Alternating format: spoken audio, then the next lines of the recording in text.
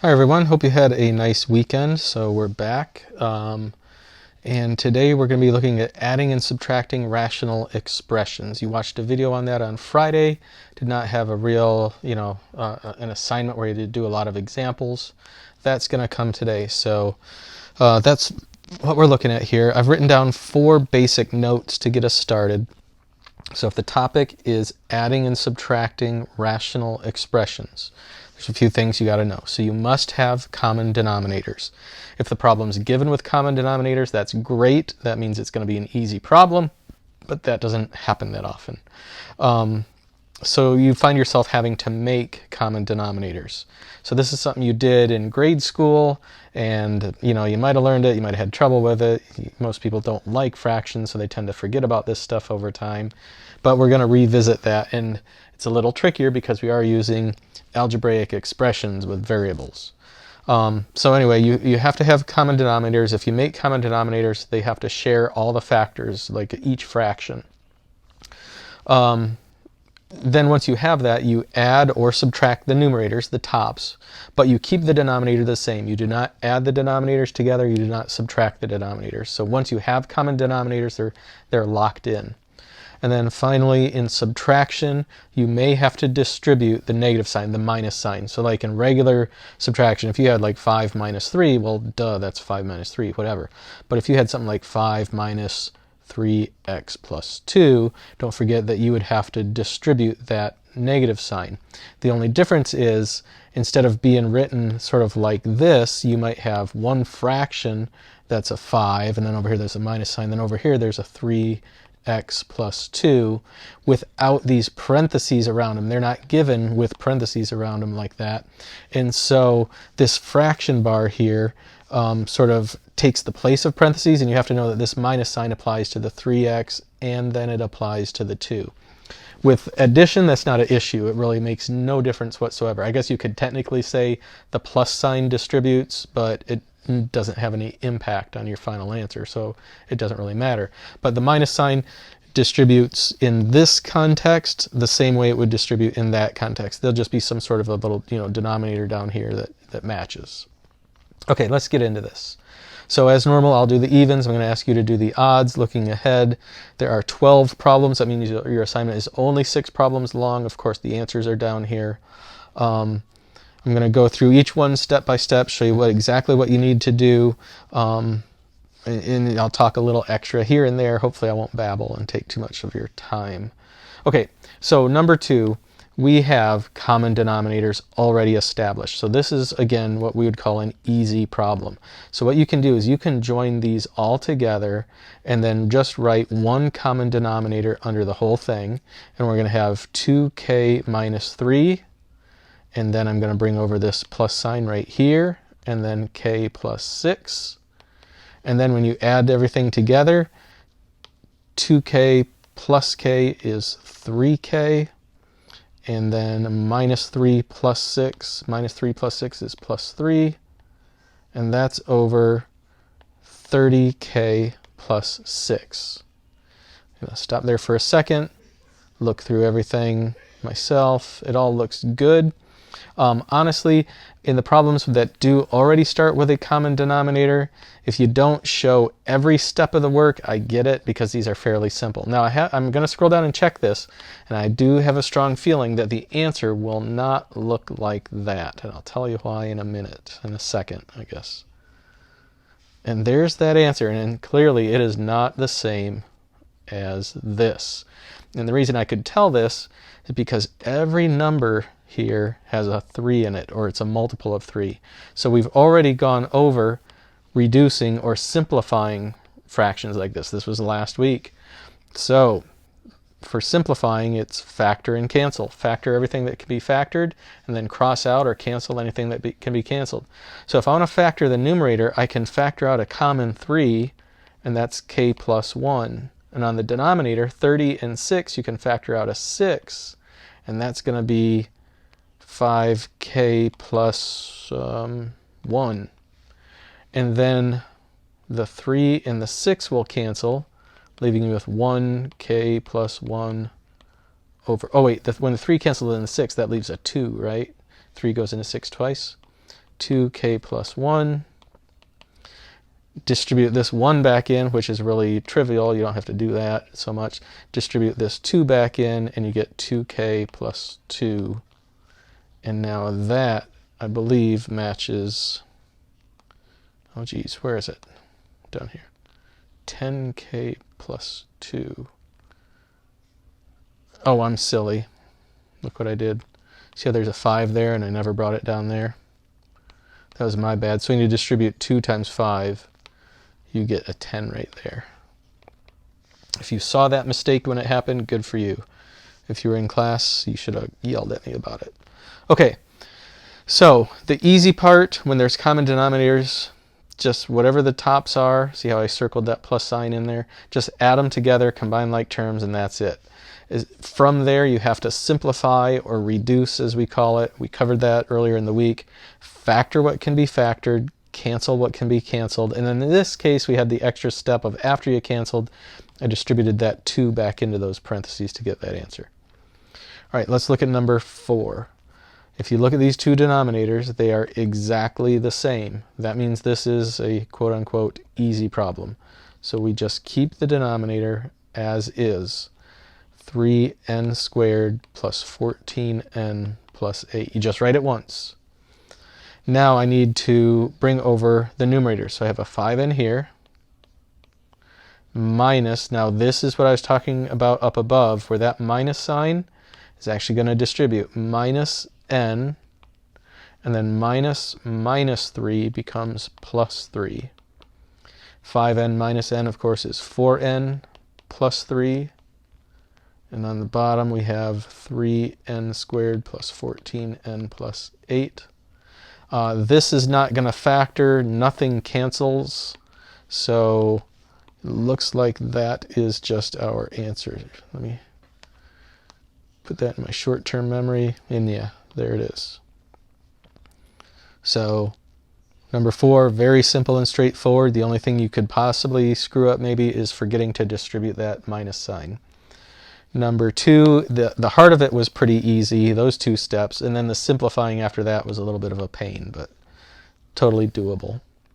Okay, number 6, now we do not have common denominators, 4n and 6n. They're close, they both have n, and that's actually makes the work a little bit easier. So what I'm going to do is I'm going to rewrite the problem right next to it. Actually, I've got to give it a little more space. So I've got 2 over 4n plus 4 over 6n. And so now I need to come up with a common denominator. So I'm going to put sort of a framework down below, fraction bar plus sign fraction bar. And I need to find a common denominator for 4n and 6n. So I'm going to deal with the numbers first, 4 and 6. When you were back in grade school, you were taught to find the LCM, the least common multiple. Or another way of saying it is, what number can both 4 and 6 divide into? There's lots of numbers that 4 and 6 can divide into. Like they could both divide into 60, I suppose, or 24. But the lowest common denominator, or least common multiple, is an easier number to work with. You kind of have to rack your brain a little bit. You might fool around with a calculator. But if you sit and think it through, 4 and 6 will both divide into 12. So the common denominator has to have a 12 in it. And then both these denominators also have an n. So both of the denominators will have an n. So now you ask yourself, how did you turn a 4n, how did you turn that into a 12n? To make that happen, you would have to multiply 4 times 3. But in fractions, there's specific rules. If you multiply the bottom of a fraction by a number, you also have to multiply the top by that same number. And 3 times 2 is 6. And then over here on the next fraction, over here, how did you change, or how can you change a 6 into a 12? And for that, you would have to multiply by 2. 2 times 6 is 12. And then, the n just sort of comes down here. But then we got to multiply the top by 2. 4 times 2 is 8. Now, we do have common denominators, so we put these over 12n, and then you just add 6 plus 8. What is 6 plus 8? 14. And then finally after that, can you reduce this? Well, 14 and 12 are both even numbers, so you can divide them by 2. You get 7 over 6n and that's the answer. Let's check and see if that is right. There it is, 7 over 6n. Okay, number 8. Again, I'm going to just rewrite this so I have a little room to work. So 2n over 4, 6n over 5n cubed. Okay, so let me set up a little framework down here. We need a common denominator for 4 and 5n cubed. So let's think of the numbers first. 4 and 5 both divide into what number? And the key to this one is just to know your times tables really well. That'd be 20. Also, we have an n cubed over here, so to be a common denominator, both of these fractions will have to have n cubed. So now you ask yourself, how could you turn a 4 into a 20n cubed? The answer is you would have to have multiplied it by 5n cubed. 4 times 5 gives you the 20, and then you have to multiply by n cubed to get an n cubed in there. So you got to multiply the top by 5n cubed. So on top, 5 times 2 is 10, n cubed times n is n to the 4th. Same thing on the other fraction. How do you turn 5n cubed into 20n cubed? Well, the n cubed is already there. We don't have to worry about that. So you only have to think about how do you turn a 5 into a 20, and that would be multiplied by 4. And so you have to multiply the top by 4. 6 times 4 is 24n. And now we can combine these. So we put this all over the common denominator, which is 20n cubed. On top, I put 10n to the 4th. This is minus, but there's nothing to distribute here because there's only one term anyway. You only really distribute when you have multiple terms, and there's just nothing there. So we're just going to bring down minus 24n. And then we look at factoring and canceling. This is not, well, here, you might feel like we've done all the work. Scroll down and check the answer, number 8. And yeah, that is not the same answer. So it must reduce. 10 and 24, both even numbers. You can factor out a 2, but also n to the 4, oops, I didn't mean to do that, highlighter. N to the 4th and n, you can factor out an n from there. You get 5n cubed minus, what is that? 24 divided by 2 is 12. And then on the bottom, 20n cubed. You can cancel 2 with 20, that's going to leave a 10 behind. You can cancel n with n to the 3rd, that's going to leave n to the 2nd. So we end up on top with 5n to the 3rd minus 12. And on the bottom, 10n squared. So now that should be our reduced answer. Let me check out number 8.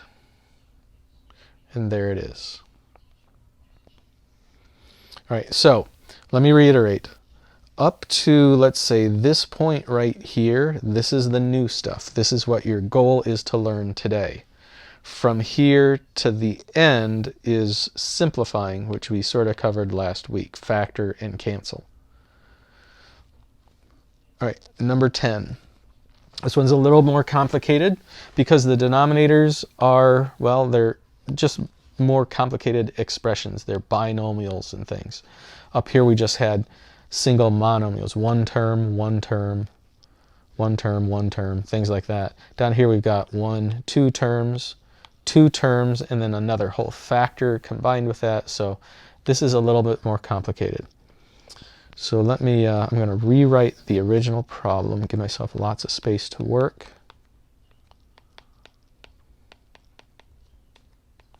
And then I'm going to put a little framework down below it where I can start working it out. Okay, so like I said before, a common denominator has to contain all of the same factors. The only numerical factor here is a 2. So both denominators have to have a 2.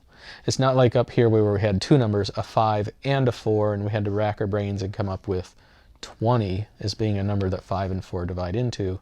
Not on this problem. There's only one numerical factor, and that's a 2. Now, this x minus 1 and x minus 3, those you treat as factors in and of themselves. I'm going to put this in parentheses.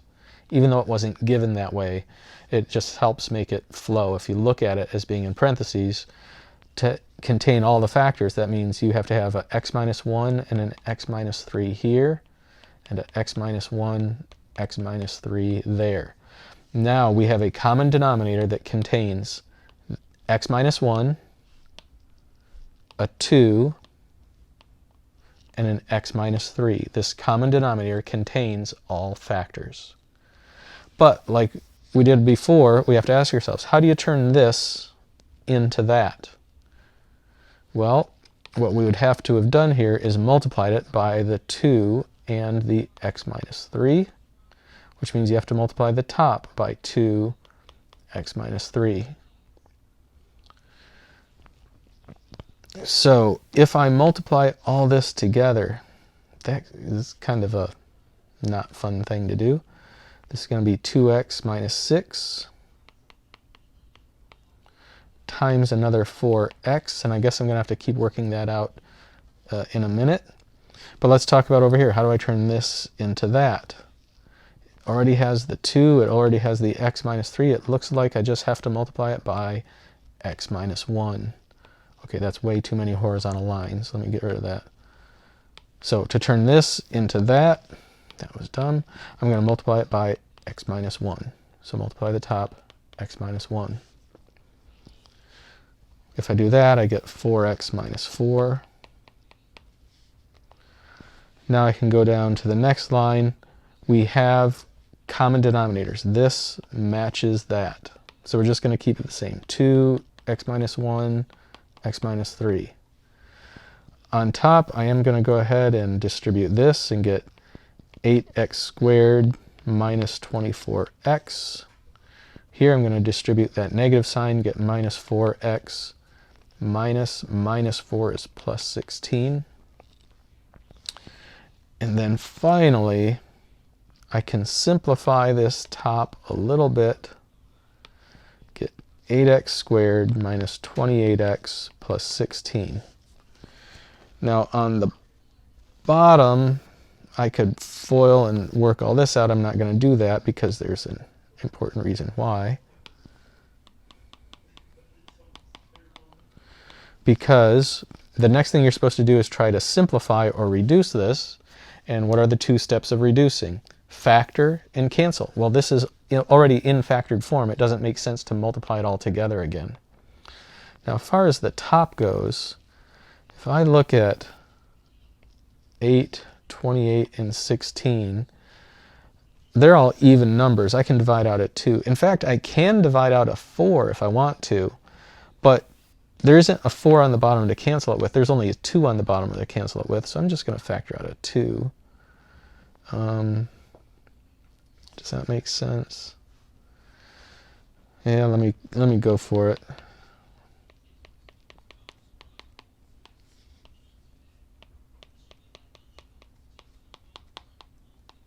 So those 2's cancel out, and what I'm circling here should be the answer. Let me go down and check number 10.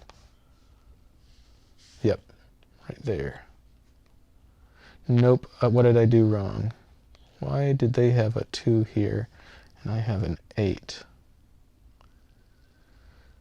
Where did I get 16 from in the first place? Negative distributed to 4 is just negative 4, or positive 4. Why did I make that a 16? So that shouldn't be a 16. That should have been a 4 all along. And then when I factor out this 2, that turns this into a 2. Okay, that was a boneheaded... What was that? Oh my gosh. All right, sort of a boneheaded mistake, but yeah, I don't know how I did that. Anyway, there it is. If you don't like the way I circled that, after you cancel that, you can just rewrite it. 4x squared minus 14x plus 2 over... Now, I'll be honest, to me, I think you should like FOIL this together so that you get an answer that looks kind of consistent with the numerator. But that's just me, and why would I make you do a whole bunch of extra work when the answer key looks like this? I'm not going to. So there it is. Okay, last one, number 12. And by the way, the problems over here look an awful like the problems over there. So hopefully, or in some cases, the odds are even a little bit easier. So let's do this one. So I'm going to give myself room to rewrite the whole problem.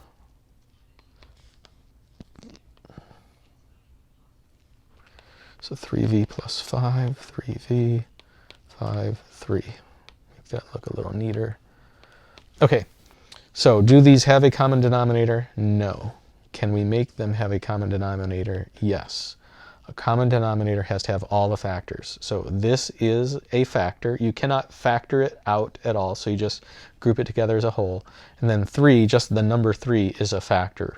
Although since it's a monomial, putting parentheses around it doesn't really make sense. So the common denominator has to have both of those. It has to have a 3 and a 3v plus 5, 3 and 3v plus 5. How did I turn this into that? I just stuck a 3 in front of it, but you don't, stick a number in front of a number isn't a mathematical operation. That is multiply by 3. So I have to multiply the top by 3. 3 times 3v is 9v. How do I turn this into that? The 3 was already there, so I would have to multiply it by 3v plus 5, multiply the top by 3v plus 5. If I bring this down, that's going to be 15v. Okay, this is where I made a mistake on the last problem, so I got to watch out. 5 times 5 is plus 25. There we go. Now the denominators match each other, so I can combine them, make it one common denominator, like that. On the top, I have 9v plus 15v plus 25. These are like terms, so that's 24v plus 25 all over 3v plus 5. Now let's look at the numerator. Can I simplify, or can I factor that in any way? 24 and 25 has nothing in common. You cannot pull out any common factor, so nothing is going to cancel. That is simply, or should be, the answer, number 12. And there it is. It looks exactly like that. I would admit, if this were totally up to me, I would go one more step. So this is what I'm going to do. Sorry, I'm babbling on and on. I would like the answer myself to look like this. Only maybe make the 9 look more like a number instead of some sort of strange language. But distribute this through there makes sense to me, to have an answer look like that. But you know what? Whatever. Let's not worry about that. There you go. Circle it. Oops. Circle it. Okay, so these 6 problems should be a lot like mine. Common denominator already, so those are easier. Don't forget to distribute the negative sign. Turn these into a common denominator like I did with those. Turn these into a common denominator like I did with those. This one is a lot like that one. Actually, it's a little bit easier because we don't have this extra number. There's no extra number in there to contend with. So hopefully number 9 will be a little bit simpler than number 10.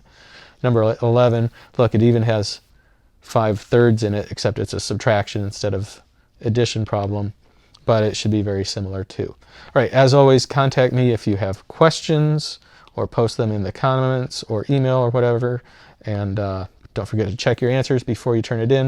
You don't have to show every step the way that I do, but if you just have an answer, that's not going to be good enough. So show your work as much as possible, and hope you have a great day otherwise. All right.